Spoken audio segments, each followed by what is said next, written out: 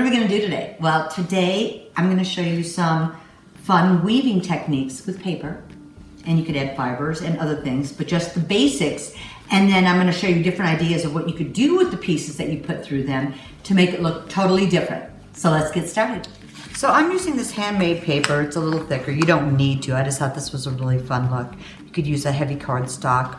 I would just use something a little more substantial than just light paper, because you do have to manipulate it a lot and you don't want it to rip.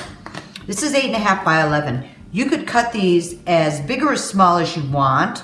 I did 1 inch in between, and I'm just using my rubber mat and my rotary cutter. And so I'm just gonna cut, and I'm gonna look about 1 inch from the top, but same thing, you could do a little closer, a little further apart, and I'm just eyeballing it.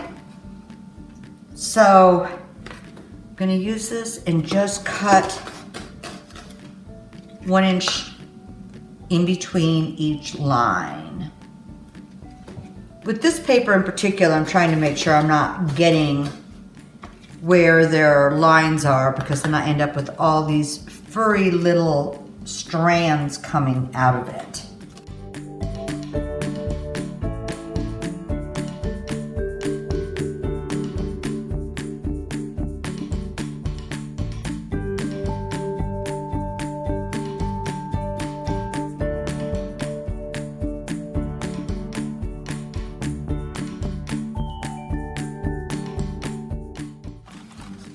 They're all cut apart right here.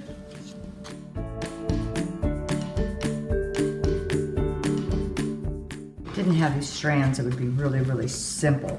Okay, so now we've got our bases here, and then we're gonna cut our strips that we're gonna weave through it. So I'm just gonna use the same paper. I could have used something completely different, but I'm just gonna use the same thing. And same with this, you can make it, I did just 1 inch strips again. But you could make it bigger, smaller, more strips. And I'm cutting it this long ways.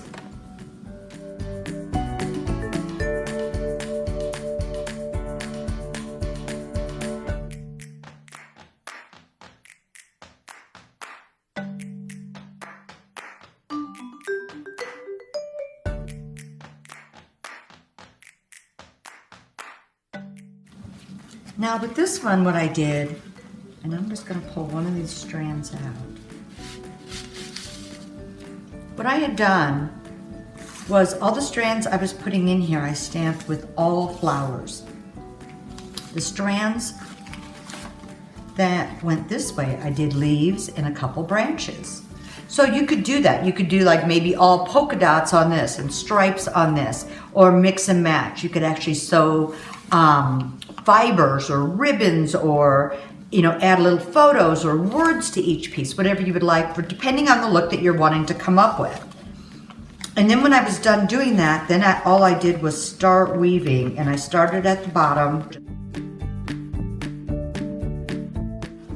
So let's say I had already stamped and done all of that, then all you're gonna do is take your pieces and just start one way or another.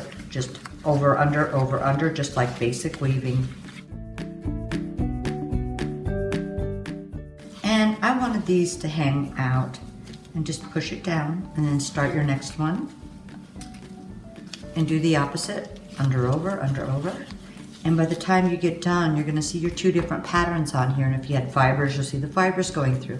Now, if it gets too bulky, you're just gonna have to be really careful when you're putting it all through.